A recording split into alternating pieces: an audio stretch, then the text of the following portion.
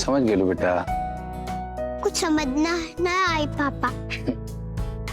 ठीक बा, हम ना अपना पीहू के एगो कहानी सुनाओ तनी, ठीक बा? आ तू ध्यान से सुनिया। एक बेरी न खूब सारा बकरी लोग एगो मैदान में घास चरत रहे।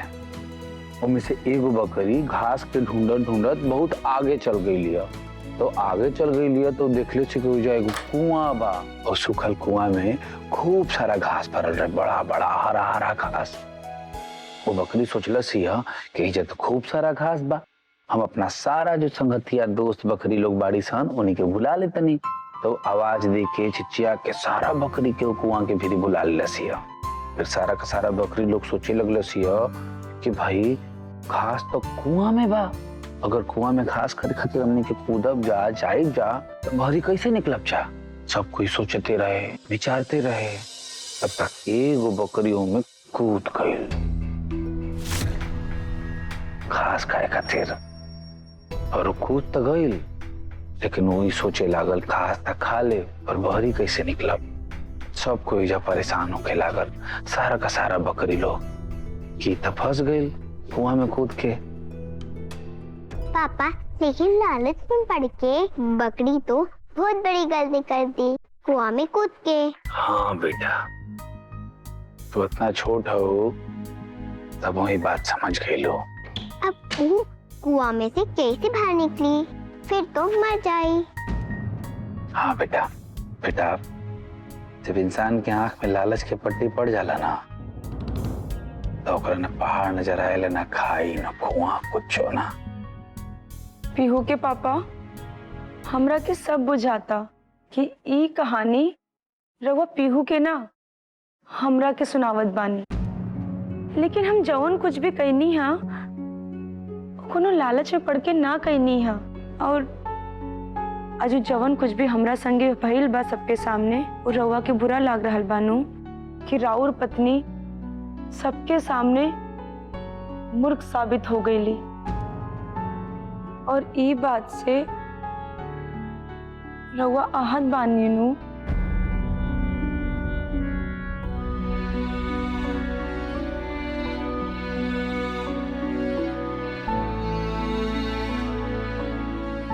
बोली ना रउआ, हमार अपमान देख के रउआ के बुरा लाग रहल बानू। हाँ पापा बोली ना, आपके बुरा लागत रहे ना।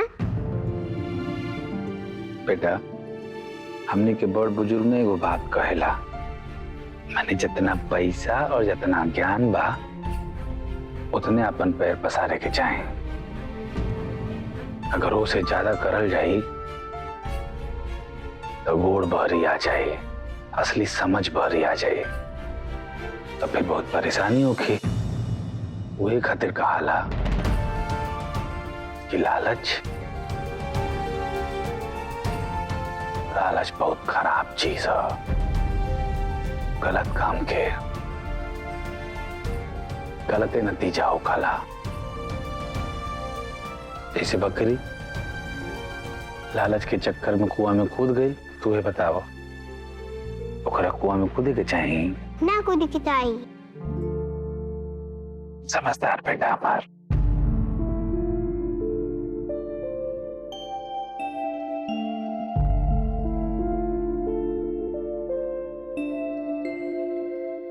चलो चलो पढ़ाई कर हमारे बाबू, हमारा समझदार बेटा।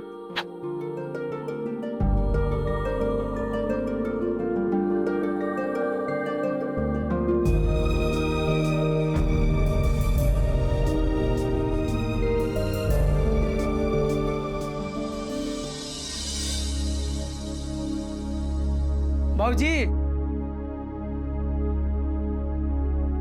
आज राउर छोट भाई जैसन और आपन देवर रउआ के कुछ दिहल चाहत बा। अरे बोली लेम नु। छोट भाई और देवर के तो खाली दिहल जाला, कुछ लेवे के ना चाहिए। अरे वो तो ठीक बा कि रउआ हमरा के हमेशा कुछ ना कुछ देते रहने, लेकिन आज जवन रउआ साहस के काम कैले बानी नु, ओकरा खातिर हम रउआ के कुछ दिहल चाहतानी। अरे जवान आदमी घर परिवार के सामने कबो मुंह ना खोलत रहल हा, आज जो पूरा गांव के सामने अपन बात रखे के हिम्मत कैलस, ई तो कोनो चमत्कार से कम नहीं खे।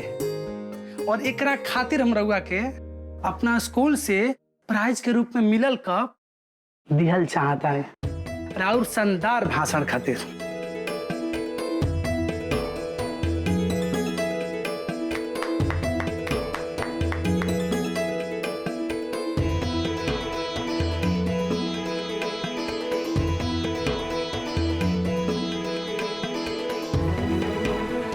अरे रंजन क्या करत बड़ो? आवता नहीं बाबूजी। बाबूजी बाबूजी बुलाओ तड़े हम आवतन देखतन क्या कहता रे।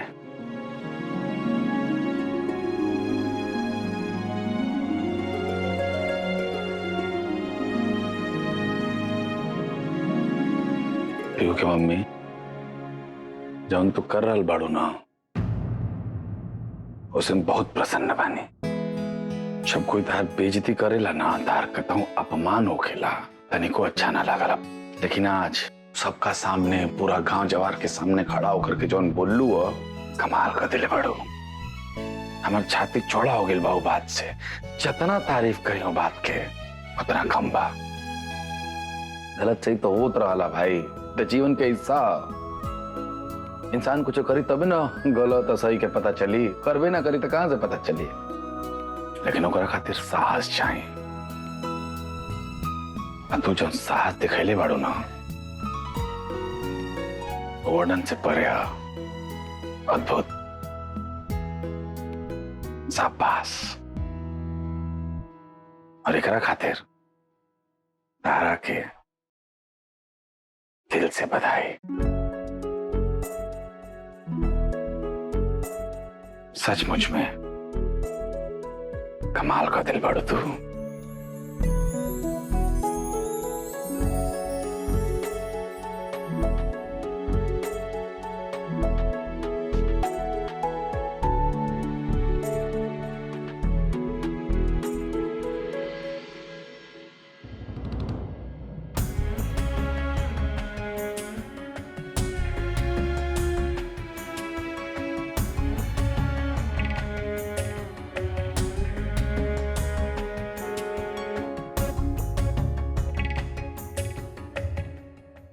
अरे नमस्ते बाद में करिया, पहले हमार बात सुनो। कल सुबह हमरा कुछ बनारसी साड़ी चाहिए, वो भी बढ़िया वाला। अरे भाई तू भिजवा दी हो ना सब रंग के, जवन जवन रंग पसंद आई वो रखा जाए जा, बाकी जे बाची वो ले जी हो, ठीक बा? बाबूजी अरे वो बनारसी साड़ी क्या खातिर मंगावता नहीं? औरतन सबके खुश रखे के सबसे बढ़िया उपाय होला कि उनकरा के साड़ी लाके दे दो। वो कितनो खिसियाल रही है नू, बस तुरंत मान जी है। और फिर जब साड़ी बनारसी होके तब तो सोने पे और सुहागा हो जाई। महीना भर से भी मुंह फुलौले रही लू तब तुरंत साड़ी देखते पिघल जाइए। भैया अब तो कोनो न कोनो बहाने हर 2 महीना पे मुंह कूड़ा लेके फुला के बैठला में फायदा ही फायदा बा।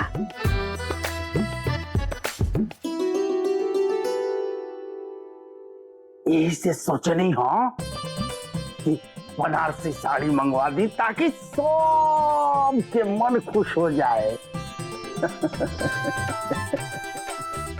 और वही तू छोट बाड़े, धीरे धीरे बड़ हो कबे तो सब सीख जाइए कि कैसे कौना तरह से मानेला।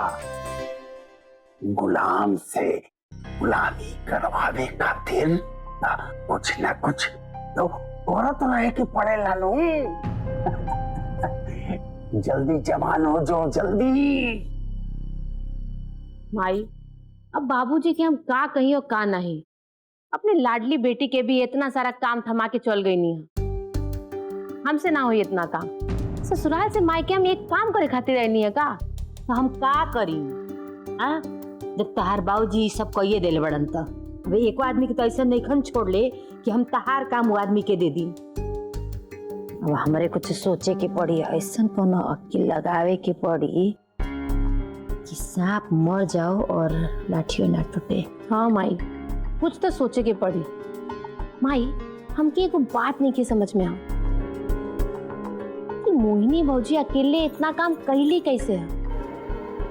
कुछ ना कुछ तो खुरापाती कैले बाड़ी जौन हमनी के देख ना पौनी है जा।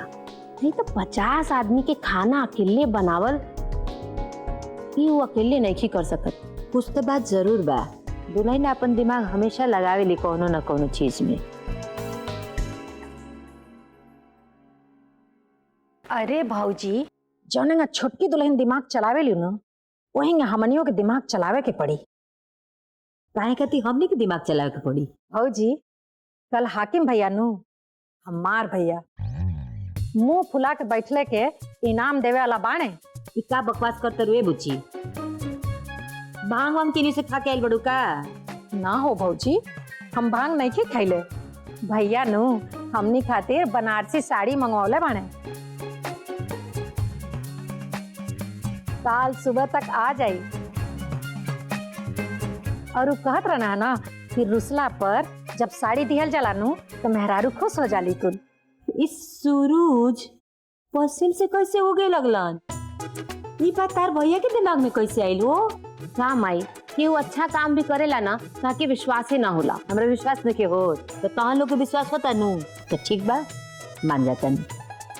अगर साड़ी आ गई तो सबसे पहले साड़िया हम बिना तब तो हम लोग लिया लो। हाँ माई, बेटी पतों से पहले ही तू ही पसंद कर लेबू। हाँ भौजी, जस जस बूढ़ हो जात बाड़ी नु आशा सिंह का रंग और चटक होत जात बा। ठीक कह तड़ू भौजी, जौन भी हमरा के मिली तहार आशीर्वाद समझ के हम ले ले। देख, इनु कहल जाला ननद भौजाई के प्रेम। हाँ, एगो ई बाड़ी बनावा दोनों जनी आपस में प्रेम।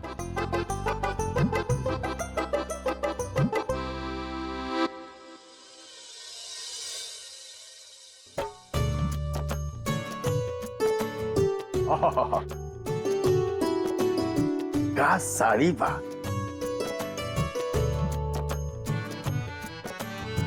कारीगर तो ऐसे रंगले बा जैसे लागत कि तिल निकाल के रंगले बा कर रखी। बहुत बढ़िया। हाँ, एकर छापा कैसन खूबसूरत बा। अरे जे पहनी ऊ एकदम महारानी जैसन लागी, महारानी जैसन। हाँ बहुत बढ़िया, बहुत बढ़िया। वाह वाह वाह वाह, मजा आ गई देख के। ये साड़ी ना सबसे महंगा बा। एकर कीमत कम से कम 10,000 से कम ना होई। ये तो ऐसन बुझात बा बिना कोनो कंपनी ऑर्डर के ऐसन सड़िए ना बनावत होई। वाह भाई वाह, मन खुश हो गई हमार। साड़ी सब देख करके बहुत बढ़िया, बहुत बढ़िया। ए बुच्ची, हमरा तो लागत है कि राउर भैया ये साड़ी हमरा के दे। माई, ये लाल वाला साड़ी ना हम ले, एकर छाप हमरे दिल के भागेल बा। भौजी, हमके तो सब साड़ी बहुत सुंदर लगता। सब साड़ी के रंग ना बहुत पसंद बा हमरा। तो जौन साड़ी देबू ना भौजी, तार प्यार आशीर्वाद समझ के हम ले ले। अमर के माई है ना वो।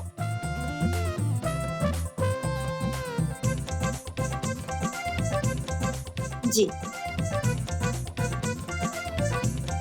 भाई, साड़ी कनिया के कौदा की लेके जा।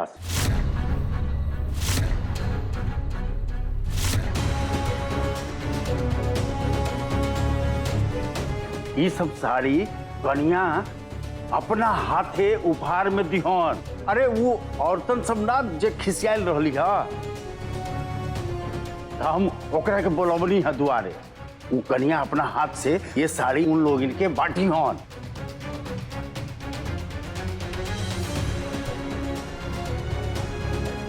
हम नहीं चाहत कि तिवारी खानदान के कौनो घर के बाद गांव में हेने होने सब और सब मिलके फैलावस, वो भी है चुनाव के माहौल में, जौना से प्रधान के वोट पर असर पड़े। हम जाते नहीं बहरे, और हम जब बुलाए तो सारा साड़ी लेकर के आ जाइए बहरे, ठीक बा?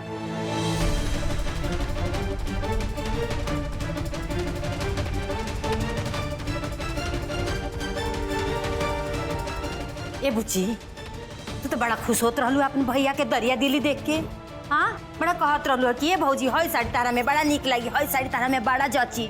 देख ले लूनू अपने भैया के दरिया दिली आई रहल ना साड़ी लेके।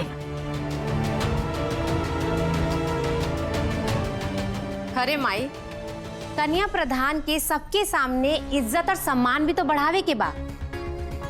जे अपने बुद्धि से इज्जत ना बढ़ा पावेला ना, वो ऐसे ही पैसा और उपहार देके अपन इज्जत बढ़ावेला। भौजी, जब ये साड़ी हमने के कोनो कामे के नहीं के, हमने करतीन बटलर ना बा, तेजा खड़ा होकर अपन बेइज्जती काहे करवाओ तंजा? वैसे भी बहुत बेइज्जती हो गई बा। चलो निकलो यहाँ से।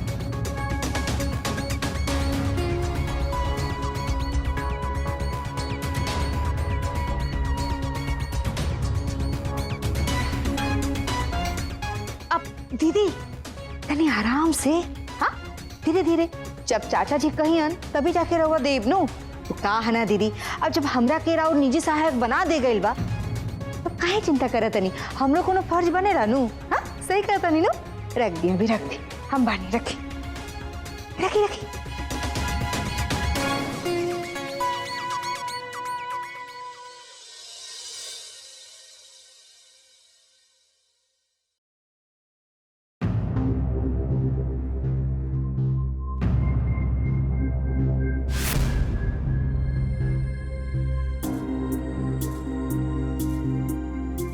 भौजी, तनी चलो हमरा संगे तो देखा का भइल बा। का हुए?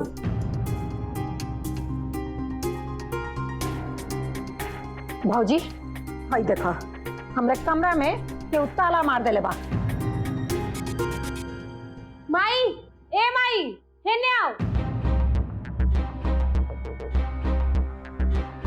का भइल? देख माई, काजनी के हमरे कमरा के दरवाजा पे ताला लगा देलस। ये नया नाटक शुरू कर देलस। तीनों कमरा बंद बा का?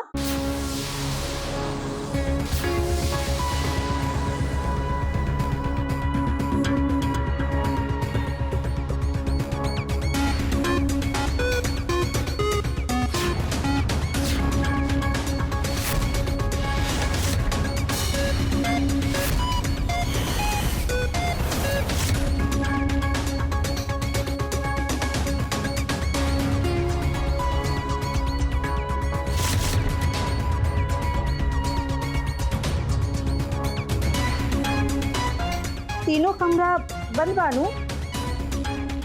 है ना, तीनों कमरा की चाबी हमरे लगे बा।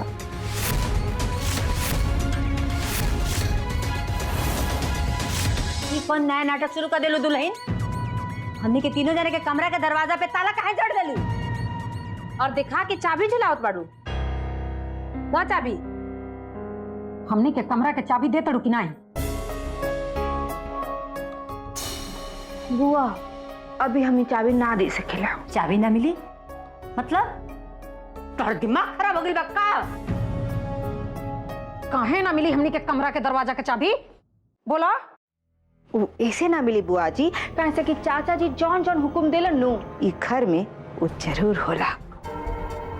अब केहू के पैर में मेहंदी लगा के सुत्ते के मौका ना मिली।